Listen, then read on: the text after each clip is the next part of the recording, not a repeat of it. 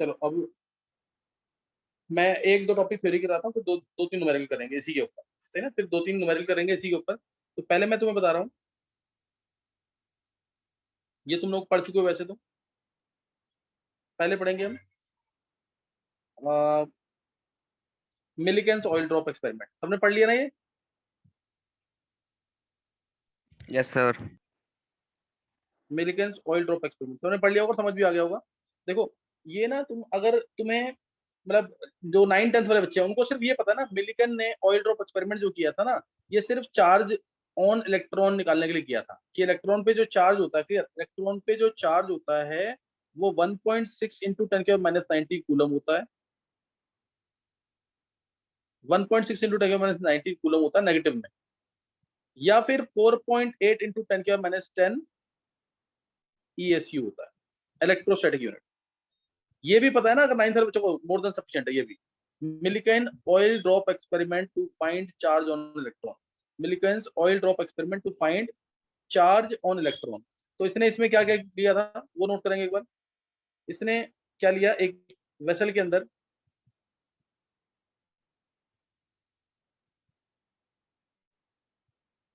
एक वेसल में इसने एटोमाइजर से, ये यहाँ पे इलेक्ट्रिक फील्ड अप्लाई कर रखा है, पहले देख लेंगे।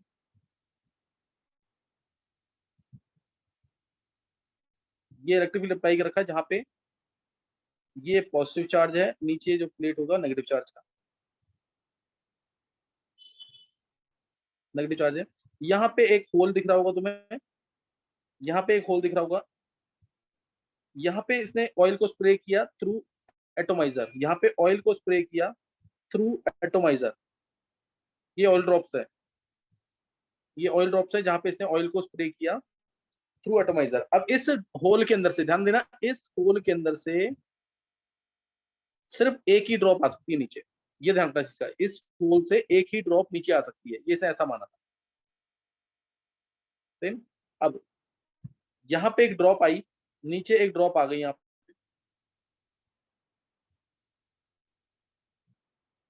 ये ड्रॉप आ गई। अब यहाँ से इसने, अंदर एयर भी है, अंदर एयर भी है, यहाँ से इसने, यहाँ से कोई एक्सरे सोर्स है, एक्सरे सोर्स है यहाँ से, मतलब आयोनाइज करेगा जो एयर को। एक्सरे सोर्स क्या करेगा, आयोनाइज, एक्सरे सोर्स है ये जो आयोनाइज करेगा अंदर एयर को। जब एयर अंदर आयोनाइज होगी, यहाँ पे माइक्रोस्कोप से देख रहे हैं, अंदर जब एयर आयोनाइज होगी, सही ना, अंदर जब एयर आयोनाइज होगी, एयर आयोनाइज होने के बाद इलेक्ट्रॉन रिलीज करेगी, वो इलेक्ट्रॉन्स जाकर के, वो इलेक्ट्रॉन्स जाकर के इस ऑयल ड्रॉप पे अटैच हो जाएंगे, इस ऑयल ड्रॉप के ऊपर जाकर के वो इलेक्ट्रॉन्स अटैच हो जाएंगे। कितने इलेक्ट्रॉन्स अटैच हुए ये नहीं पता। अब ये ऑयल ड्रॉप क्या करेगी, नीचे आने की कोशिश करेगी। ये जो ऑयल ड्रॉप थी, ध्यान देना, ये जो ऑयल ड्रॉप थी, ये ऑयल ड्रॉप है, ये नीचे गिरने की कोशिश करेगी, तो फोर्स क्या लगेगा, ये ऑयल ड्रॉप नीचे गिरने की कोशिश करेगी तो फोर्स लगेगा क्या, mg। M G. एक मिनट,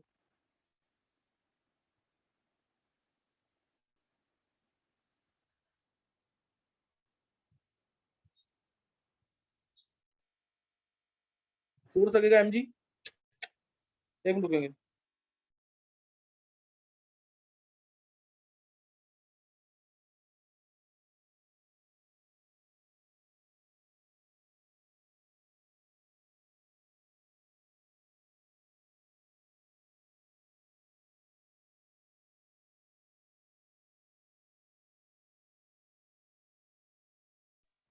देखो ये ऑयल ड्रॉप नीचे आने की कोशिश करेगी, नीचे फोर्स क्या लगेगा, mg, नीचे mg फोर्स लगेगा। ये पता है ना, मास की वजह से जो फोर्स लगता है नीचे की तरफ, तो mg होगा। और ये जो नेगेटिव चार्ज है, ये तो नेगेटिव चार्ज दिख रहा है ऊपर, नेगेटिव क्या करेगा, इन इलेक्ट्रॉन्स को रिपेल करेगा जो ऑयल ड्रॉप के ऊपर है, रिपेल करेगा ना, नेगेटिव नेगेटिव रिपल्शन होगी, तो ऊपर का फोर्स कौन सा लगेगा, इलेक्ट्रिक फील्ड की वजह से, वो होगा Q इंटू ई। QE।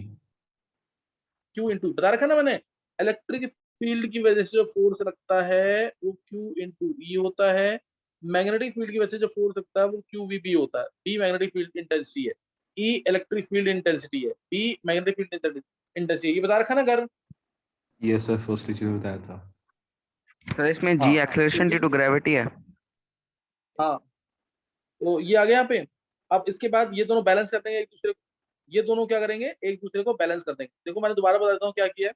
यहाँ पे ऑयल की ड्रॉप प्रेजेंट है, ये ऑयल की ड्रॉप प्रेजेंट है, इधर होल के थ्रू एक ही ड्रॉप नीचे आएगा। एक्सरे ने आयोनाइज किया, यहाँ पे जो एयर के पार्टिकल्स थे उनको आयोनाइज किया। आयोनाइज किया तो इलेक्ट्रॉन्स रिलीज होंगे, वो इलेक्ट्रॉन जाके इस ऑयल ड्रॉप पे अटैच हो जाएंगे। ऑयल ड्रॉप नीचे गिरने की कोशिश करेगा, नीचे गिरेगा तो mg फोर्स लगेगा।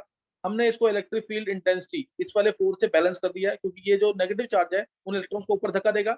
mg नीचे कर रहा है, QE ऊपर कर रहा है, तो ये बैलेंस हो जाएगा और ये एयर में ही रहेगा। ये ऑयल ड्रॉपलेट कहाँ रहेगा, एयर में ही रहेगा। तो दोनों बैलेंस हो गए तो mg जो QE हो जाएगा। तो यहां से Q की वैल्यू क्या आ जाएगी, mg by E, mg by E, ये इसकी वैल्यू आ जाएगी। और Q क्या होता है, NeV होता है, पता है ना, एक इलेक्ट्रॉन पे चार्ज E, तो n इलेक्ट्रॉन पे चार्ज Ne, तो Q NeV होता है। तो Q की वैल्यू तुम यहां से निकाल लोगे, Q की वैल्यू तुम यहां से निकाल लोगे। अब ऐसे मिलिकन ने मान लो 10 एक्सपेरिमेंट किए, ऐसे बहुत सारे एक्सपेरिमेंट किए थे उसने, 10 एक्सपेरिमेंट किए, और उसने फिर Q की वैल्यू निकाली वहां से उसने निकाली Q की वैल्यू। Q की वैल्यू मान लो एक बार आ गई 2E, E कोई भी कांस्टेंट वैल्यू है, एक बार 2E आ गई, एक बार Q की वैल्यू आ गई 5E, एक बार Q की वैल्यू आ गई 7E, एक बार Q की वैल्यू आ गई 11E, एक बार Q की वैल्यू आ गई से 10E, ऐसे Q की डिफरेंट वैल्यूज आई 5। तो तुम क्या बोलोगे, चार्ज ऑन एक इलेक्ट्रॉन पे चार्ज कितना होगा, E होगा कि नहीं। E यहाँ कोई भी वैल्यू हो सकती है, E यहाँ पे कोई भी वैल्यू हो सकती है, तो यहाँ पे जो E आया है वही चार्ज ऑन इलेक्ट्रॉन होगा, एक इलेक्ट्रॉन पे चार्ज E होगा। एक पहले ऑयल ड्रॉप पे 2 इलेक्ट्रॉन आ गए, दूसरे पे 5 इलेक्ट्रॉन आ गए, तीसरे पे 7 इलेक्ट्रॉन आ गए, चौथे पे 11 इलेक्ट्रॉन आ गए, पांचवें पे 10 इलेक्ट्रॉन आ गए। तो कॉमन वैल्यू क्या है, ई है ना, यानी इलेक्ट्रॉन पे चार्ज ई है। इलेक्ट्रॉन पे चार्ज कितना है, ई, कोई डाउट। No, sir.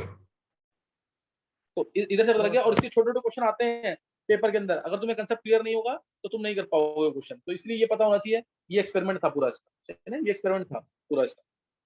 इस पे बहुत छोटे छोटे क्वेश्चन आते हैं।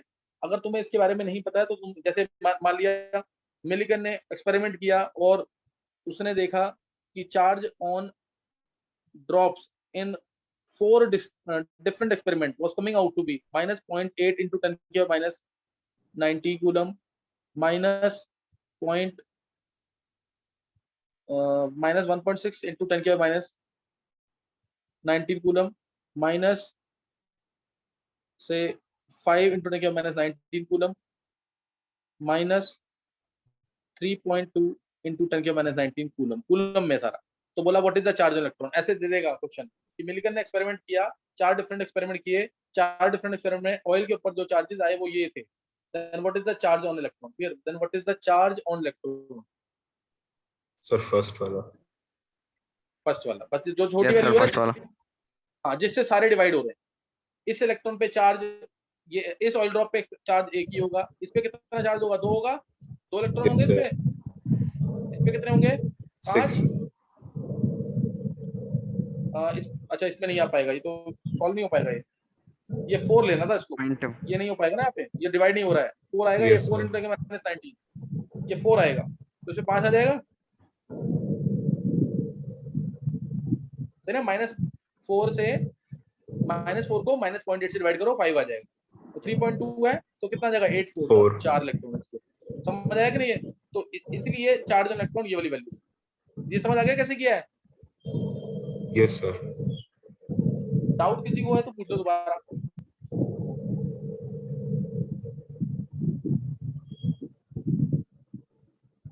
चलो ये तुम्हें मैं मान रहा हूँ समझ आ गया। नेक्स्ट एक चीज और है, अब जॉनसन एक्सपेरिमेंट था, Johnson experiment to find E/M ratio. Johnson experiment to find, J Thomson ने एक्सपेरिमेंट किया था E/M रेशियो निकालने का।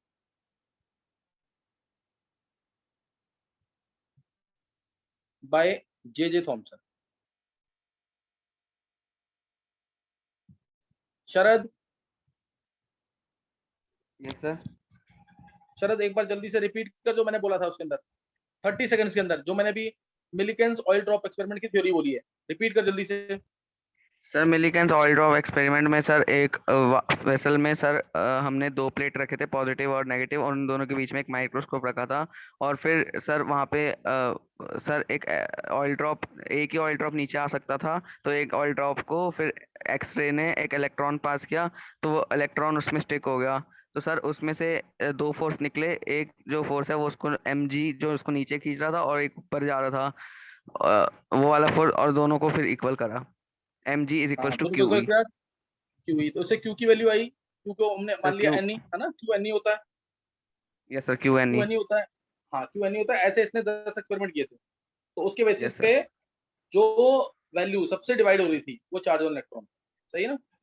Yes sir.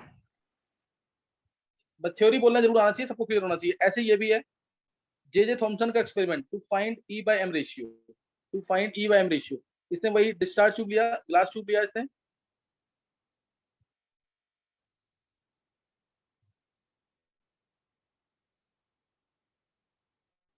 डिस्चार्ज ट्यूब लिया, ये इलेक्ट्रोड है, कनेक्ट कर दिया हाई वोल्ट से, कनेक्ट कर दिया इसको बहुत हाई वोल्ट 10,000 वोल्ट के आसपास से, ताकि एनालाइज हो सके। ये दूसरा इलेक्ट्रोड यहाँ लगा रखा है। अब इसके बाद यहाँ से क्या होगा, एक्सरे, यहाँ पे कैथोड रेज निकलेंगी, यहाँ से क्या निकलेंगी, कैथोड रेज निकलेंगी, यहाँ से कैथोड रेज निकलेंगी। और ये यहाँ पे फिर इसने लगा दिया इलेक्ट्रिक फील्ड, क्लियर, यहाँ पे इसने लगा दिया, एक मिनट इसको, यहाँ लगा दिया इसने इलेक्ट्रिक फील्ड, पॉजिटिव ऊपर नेगेटिव नीचे। तो जब एक्सरेज निकली थी तो इमीडिएटली वो जाकर किस तरफ मुड़ जाएंगी, पॉजिटिव की तरफ मुड़ जाएंगी, यानी ऐसे जाएंगी, ये ऐसे जाएंगी एक्सरेज और cathode rays, sorry, cathode rays इस तरह से जाएंगी, ऊपर की तरफ Yes, sir. जाएंगी। अब इसने यहाँ पे, हाँ, इस ये रेस पहले स्ट्रेट जानी चाहिए थी, इलेक्ट्रिक फील्ड अप्लाई करते ही ये स्ट्रेट जानी चाहिए थी रेस, इलेक्ट्रिक फील्ड अप्लाई किया तो ये पॉजिटिव की तरफ मुड़ जाएंगी। अब इसने यहाँ पे अप्लाई कर दिया क्या, मैग्नेटिक फील्ड, मैग्नेट लगा दी यहाँ पे, क्या लगा दी यहाँ पे, मैग्नेट, इस तरीके से, जिसका नॉर्थ और साउथ पोल दोनों थे,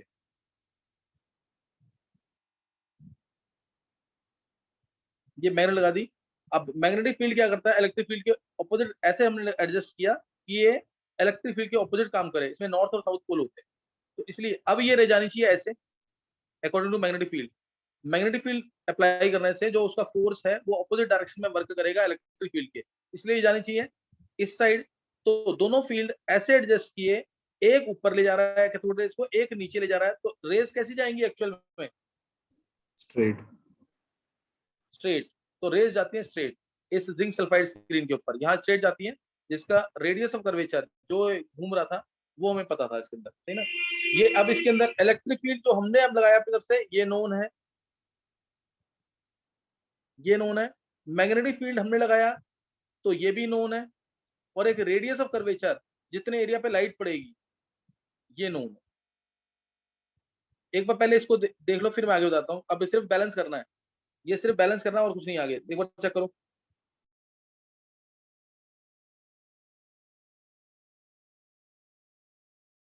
सर मैग्नेट की ओरिएंटेशन ऊपर नॉर्थ और नीचे साउथ ऐसे ही होगी या फिर अपोजिट होगी?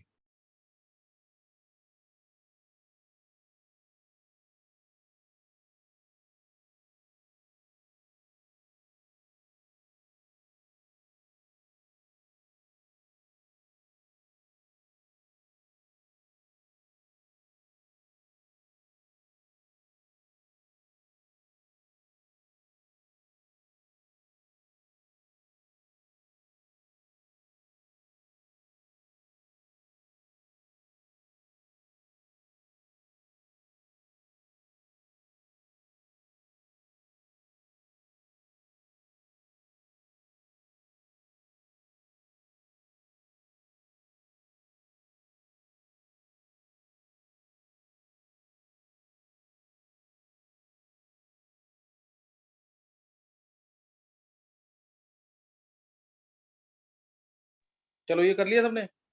सर मैग्नेट की ओरिएंटेशन समझ नहीं आई सर, नॉर्थ साउथ होगी या फिर साउथ नॉर्थ ऐसा ना, कैसे? सुन सुन सुन, इसमें जो थॉमसन था इसने पॉजिटिव नेगेटिव फील्ड तो तुम्हें समझ आ गया, यस ये सर। नॉर्थ पोल होगा ऊपर और नीचे साउथ पोल होगा, तो इसलिए जो मैग्नेटिक फील्ड की वजह से रेज जाएंगी वो इसके जस्ट ऑपोजिट जाएंगी, जस्ट इसके ऑपोजिट जाएंगे। ऊपर कर दूं साउथ, नीचे नॉर्थ कर दें तो उल्टा हो जाएगा। Okay sir. दोनों को इसने ऐसे एडजस्ट किया था कि रेज जो है स्ट्रेट लाइन में जाए। और मैग्नेटिक फील्ड की वजह से, मैग्नेटिक फील्ड की वजह से कौन सा फोर्स मिलता है इलेक्ट्रॉन्स को? Sir centripetal force. बहुत अच्छे, सेंटीमीटर फोर्स मिलता है, जिसकी वजह से वो सर्कुलर मूव करेंगी। सर्कुलर मूव करेंगी तो उसका रेडियस ऑफ कर्वेचर भी हमें पता होगा, तो उसका रेडियस ऑफ कर्वेचर भी हमें क्या होगा, पता होगा। तो तुम्हें बस ये ध्यान रखना है इसके अंदर। अब देखो इधर, अब मैंने यहाँ पे क्या किया है, इलेक्ट्रिक फील्ड की वजह से जो फोर्स था, इलेक्ट्रिक फोर्स कह लो उसको, इलेक्ट्रिक फोर्स, वो किसके इक्वल था, मैग्नेटिक फोर्स के। ये मैग्नेटिक फोर्स के इक्वल है इलेक्ट्रिक फोर्स। ये क्या होगा, इलेक्ट्रिक फोर्स E इंटू ई होगा, इलेक्ट्रिक फील्ड इंटेंसिटी। और मैग्नेटिक फोर्स क्या होगा, EVB, चार्ज तो E है ना इलेक्ट्रॉन पे, E into B, V velocity of electron हो जाएगा, और B magnetic field intensity, B magnetic field है, तो E से E कैंसिल हो जाएगा, एक रिलेशन यहाँ से आ गई। अब मैग्नेटिक फील्ड की वजह से जो मैग्नेटिक फोर्स आ रहा है वो किसके इक्वल होगा, सेंट्रीपिटल फोर्स के। तो सेंट्रीपिटल फोर्स को इसके इक्वल कर देंगे तो ये आ जाएगा EVP is equal to mv²/r। ये आ गया कि नहीं, ये मैंने बताया वो तुम्हें, R यहाँ पे रेडियस ऑफ कर्वेचर है जो हमें पता है। ये बात समझ आ गई कि नहीं? Yes sir. तो यहाँ से E से यहाँ से कैंसिल होगा हमारा, V से V कैंसिल, V से V कैंसिल हो जाएगा, तो E बाय M रेशियो कितना आ गया, E बाय M रेशियो आ गया यहाँ से E बाय M, ये आ जाएगा V बाय BR आ गया। V की वैल्यू यहाँ से पुट कर देंगे, V की वैल्यू यहाँ पे क्या है, E बाय B, V की वैल्यू है E by B, E by B एक थाई B²R।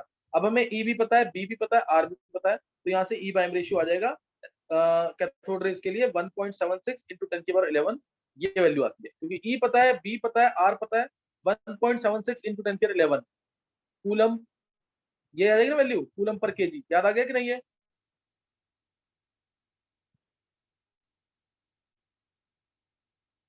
Yes sir. नहीं समझ आया अभी है? अब हमें यहाँ पे चार्ज ऑन इलेक्ट्रॉन, अभी हमें मिलीकेंस ऑयल ड्रॉप एक्सपेरिमेंट से निकाल लिया है, तो मास ऑफ इलेक्ट्रॉन मिल जाएगा। चार्ज ऑन इलेक्ट्रॉन हमने मिलीकेंस ऑयल ड्रॉप एक्सपेरिमेंट से निकाल लिया, तो यहाँ से क्या निकल जाएगा, मास ऑफ। क्लियर हो गया कि नहीं है थॉमसन का एक्सपेरिमेंट? Yes sir. तो ये दो चीजें मैंने बता दी तुम्हें, क्या, एक तो मिलीकेंस ऑयल ड्रॉप एक्सपेरिमेंट, और दूसरा दूसरा क्या बताया मैंने तुम्हें, जे थॉमसन का experiment to find charge to mass ratio of electron, charge to mass ratio of electron. अच्छा, डिस्कवरी ऑफ न्यूट्रॉन में करवा चुका हूँ ना, discovery of neutron, yes sir. Discovery of neutron हो चुकी है। वही बेरिलियम की थिन प्लेट थी, उसके ऊपर अल्फा पार्टिकल को स्कैटर किया, तो जो जो चीज बाहर निकली उसने टकरा, उससे हमने पैराफिन वैक्स से पास किया, paraffin wax which is source of electron, तो वो उससे पास करेगा, डिटेक्टर से डिटेक्ट किया, तो रिएक्शन तुम लिख दोगे 2He4 प्लस बेरिलियम 4Be9 जो देगा 6C12 प्लस 0N1। न्यूट्रॉन की डिस्कवरी थी, और लेट डिस्कवरी क्यों हुई थी इसकी, क्योंकि इन पे कोई चार्ज नहीं था, चार्ज नहीं होगा तो इसको डिटेक्ट करना टफ हो जाएगा, इलेक्ट्रॉन पे और प्रोटॉन पे दोनों पे चार्ज था, तो इसलिए उनका डिटेक्शन इजी था, इसलिए उनका डिटेक्शन इजी था। अच्छा, अब एक चीज और देखेंगे, जैसे मैं बोलता हूँ 6C14, 6C14, इसके अंदर कितने प्रोटॉन्स हैं, इसके अंदर कितने प्रोटॉन्स हैं, 6। 8। 6 प्रोटॉन, 6 हैं, इसमें कितने इलेक्ट्रॉन्स हैं, 8। इलेक्ट्रॉन्स भी 6 हैं, गलत क्यों बोल रहे हो? जो एटॉमिक नंबर होता है, ये तुम्हें पता होगा ना, एटॉमिक नंबर जिसको हम डिनोट करते हैं जेड से। सर गलती से मैंने न्यूट्रॉन्स बोल दिए। अच्छा, गर्व ध्यान रखा कर, number of protons is equal to number of electrons in case of neutral atom, in case of neutral atom. और जो ए होता है वो प्रोटॉन प्लस न्यूट्रॉन होता है, तो अगर एटॉमिक मास का 14 है तो न्यूट्रॉन्स कितने होंगे अब, 8। हाँ, ए न्यूट्रॉन्स कितने होंगे, ए माइनस पी, या पी क्या है, पी तो हमेशा, atomic number is always equal to number of protons, number of electrons के इक्वल हो भी सकता है, नहीं भी हो सकता है, अगर वो न्यूट्रल है तो होगा, नहीं तो नहीं होगा।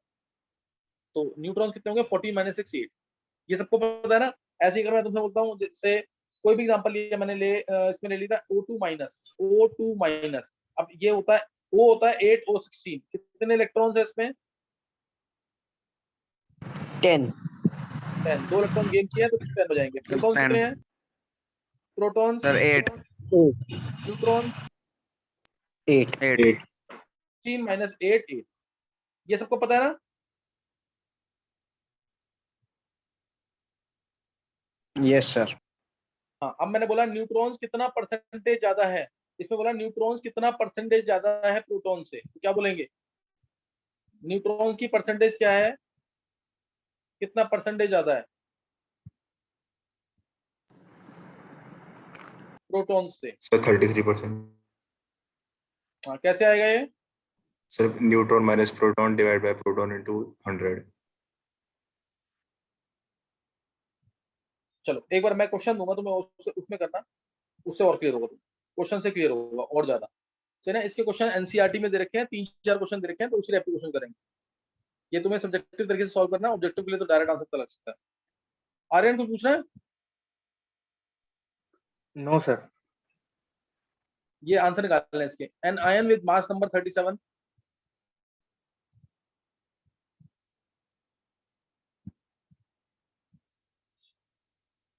an ion with mass number 37 carries 1 unit of negative charge, has 1 unit of negative charge, and has 11.2% more neutrons than electrons.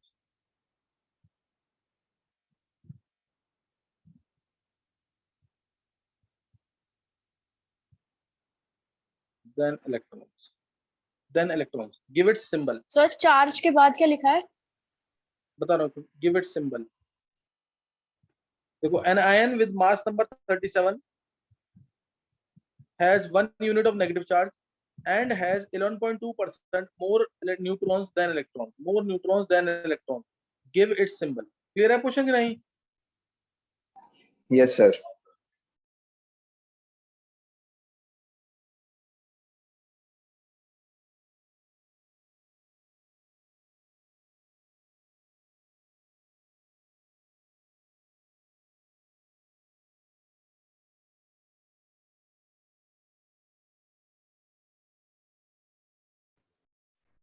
Excuse me sir.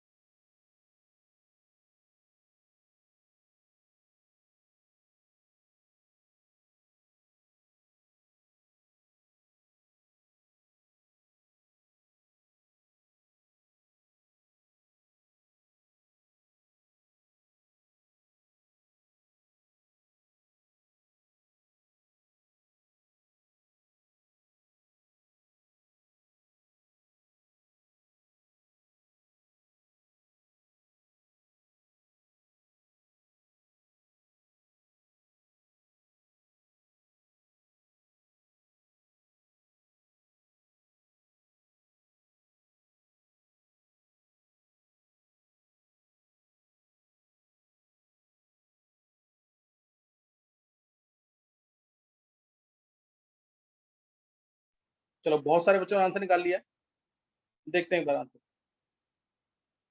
Sir मैंने भेज दिया देखो था। हाँ अगर मैंने देख लिया तेरा। तो मेरा आ रहा है 17,837। हाँ देखो एक कोई भी जैसे मैंने मान लिया x minus, clear, x minus 37 इसका मास नंबर है, 37 इसका मास नंबर है और इसके अंदर 11.2% मोर न्यूट्रॉन्स हैं देन इलेक्ट्रॉन्स। तो इसमें तुम एक मान लो प्रोटॉन्स मान लिए मैंने, अगर x है, प्रोटॉन्स अगर x हैं तो इलेक्ट्रॉन्स होंगे x+1। कोई डाउट तो नहीं है किसी को?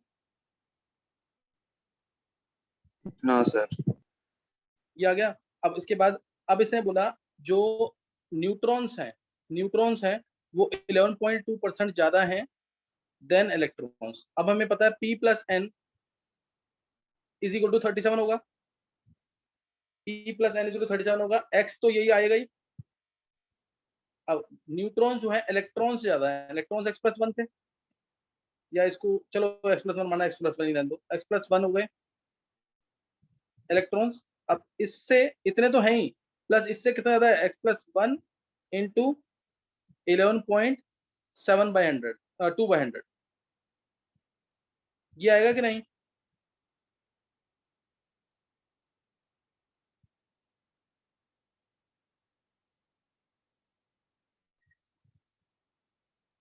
बोलो।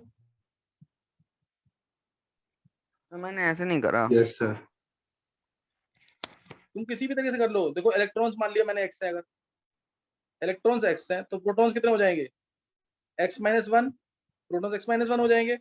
अब न्यूट्रॉन्स कितने हैं, न्यूट्रॉन्स हैं किससे, इलेक्ट्रॉन्स से 11.7%, 11.2% ज्यादा, तो x प्लस 11.2/100 ऑफ x, ये हो जाएंगे। यस अब सर, ऐसे प्रोटॉन्स करा प्लस है। न्यूट्रॉन्स एक ही बात है, प्रोटॉन्स कितने हैं x-1 प्लस न्यूट्रॉन्स कितने हैं x plus 11.2 divide by 100 of x, this is equal to 37। आगे समझ के नहीं? अब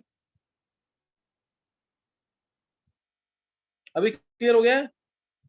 यस सर। तो इससे निकालेंगे तो x की वैल्यू कितनी आएगी, यहां से इससे करेंगे,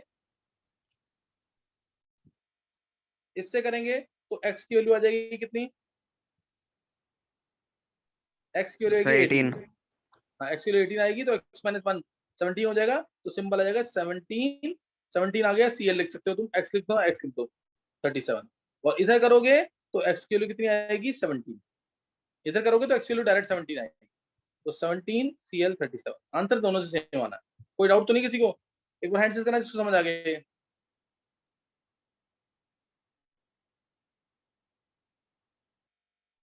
एक बार हैंड से करना जिसको समझ आ गया है।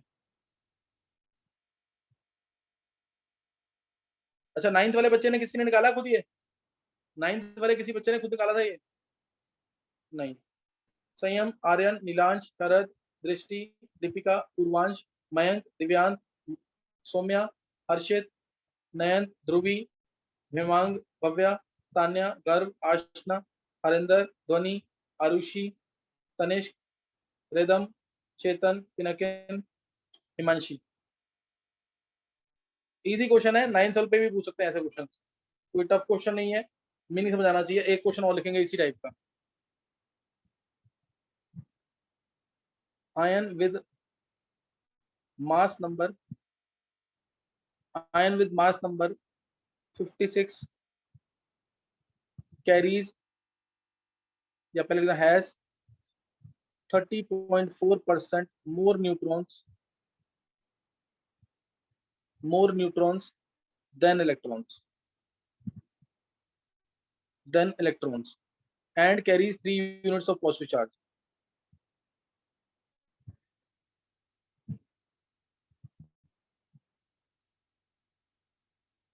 Give it symbol, इसका सिंबल देना है और एक बार रिजॉइन कर लेंगे। क्वेश्चन क्लियर है सबको? पहले देख लो एक बार।